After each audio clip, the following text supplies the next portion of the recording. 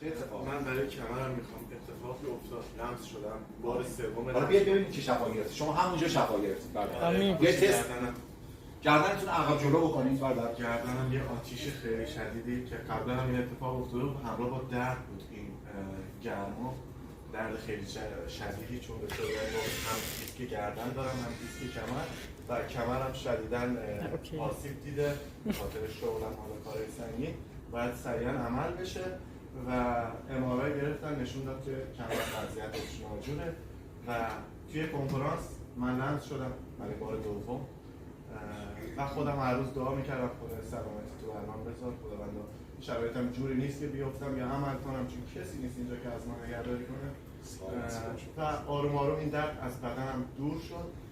الان که شما داشتید برای کمر کار دعا میکردید، هم توی کمرم هم توی گردنم یه آتیش خیلی شدیدی، حرارتی، حالت اینکه با سشوار گرفتم داره میسوزه، یه همچین چیزی حس کردم و ناخودآگاه از درونم چیزی از پنجرم زد بیرون و گریه اختیار.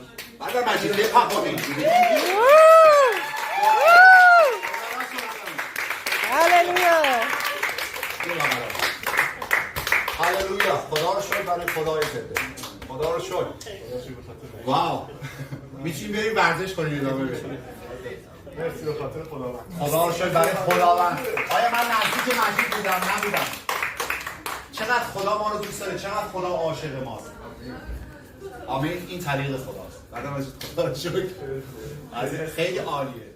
واو.